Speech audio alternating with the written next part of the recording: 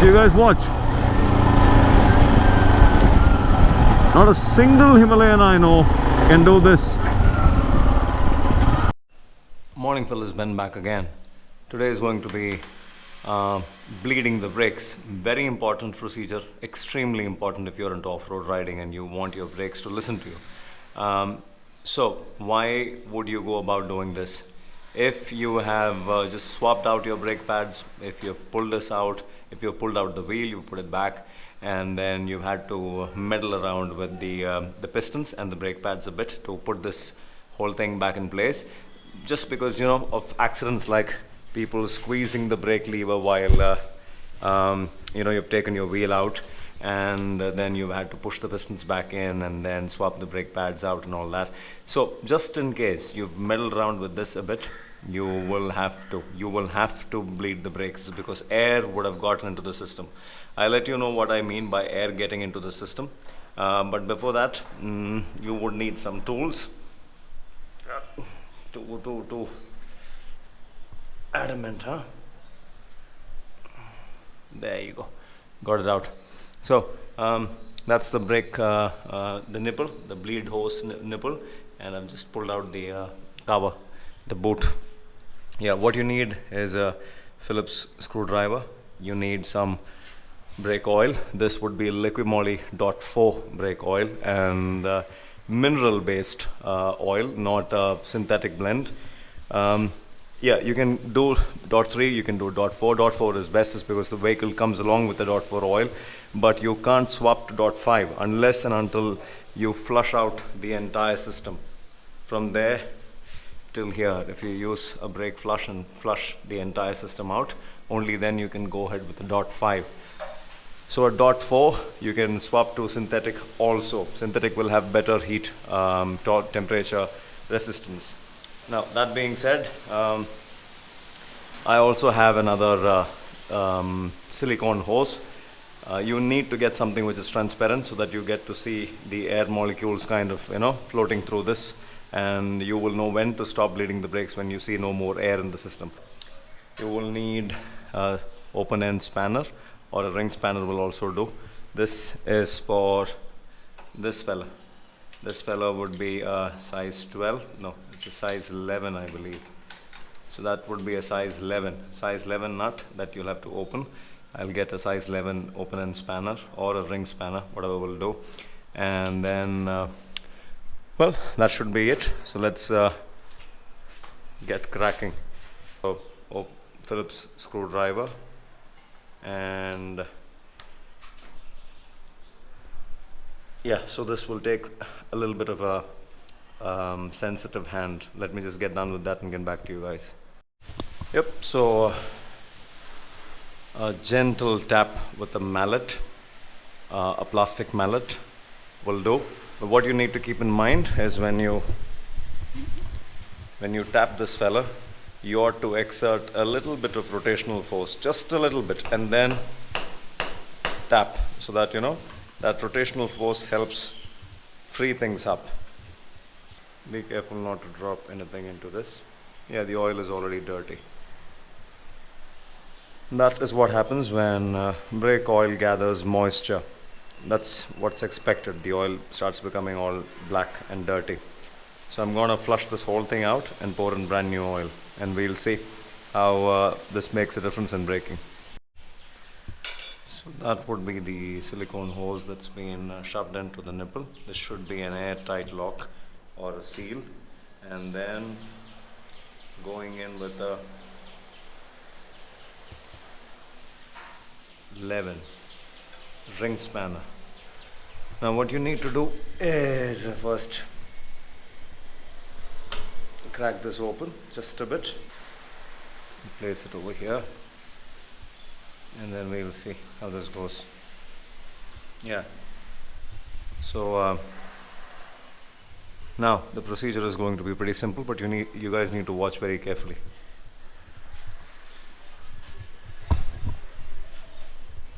So this will take a bit of work. I will end up compressing this lever thrice or 4 times. Quick compression, pressing the lever hard, and then holding it in place. While I hold it in place,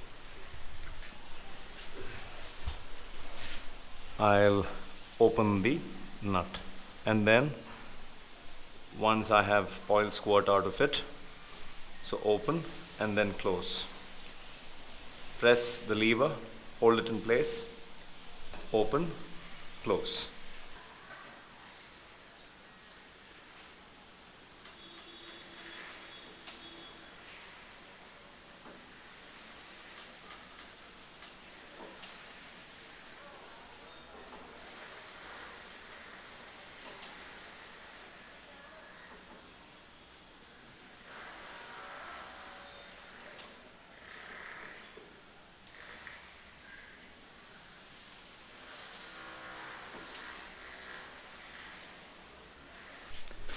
The oil level here has reduced, so see to it that you don't go below the minimum point.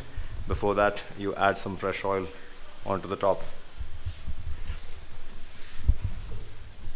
And for you fellas, I don't know if the camera can pick this up, there is an air bubble here. This fella right about here, there is an air bubble. Yeah, there you go. So the system did have a little bit of a difference after I swapped out the brake pads and I cleaned the caliper. There was a little bit of a difference, and now I'm fixing it. So I'm bleeding the brakes, getting the little air bubbles out. And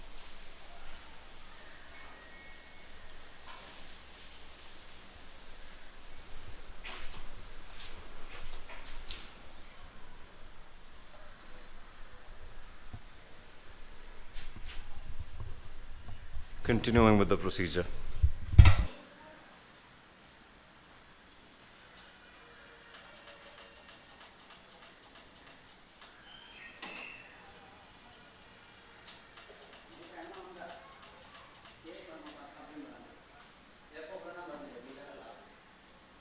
There you go.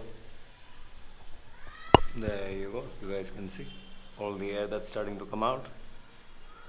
Yeah. Interesting, isn't it? So there will be a lot of air coming out of this.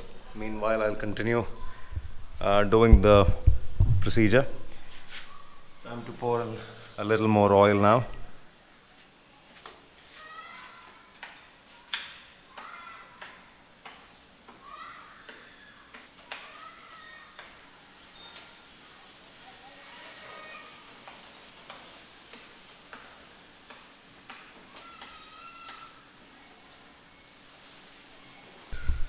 Yep, so no more air. All that air that was in the system came out. This is about 10 to 20 times of doing this, and then doing opening and closing and pumping 10 to 20 times, and you get rid of the air in the system. This might not be the case with every bike or every caliper. This is the case with me. It's a very subjective thing.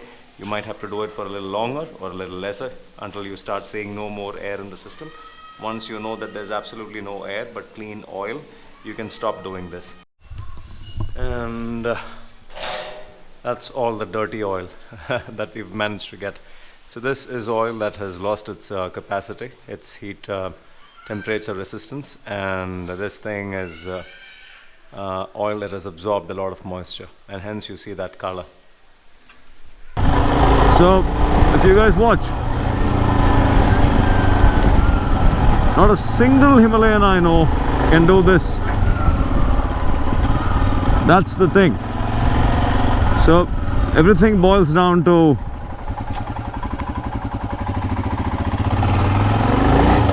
braking skills and a machine that supports braking.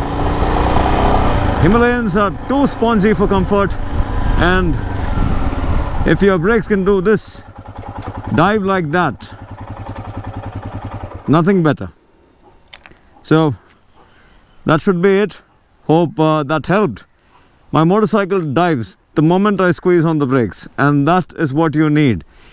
Well, there are fellows who are softies who have very poor grip strength, and for you fellows who have poor grip strength, you guys should definitely work on your grip strength more than anything else. Instead of blaming the motorcycle, you should be more focused on improving your strength and health.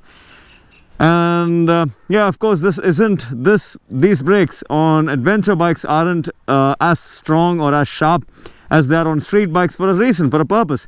You don't want to lock your brakes when you're doing trail riding or any kind of off-road riding for that matter.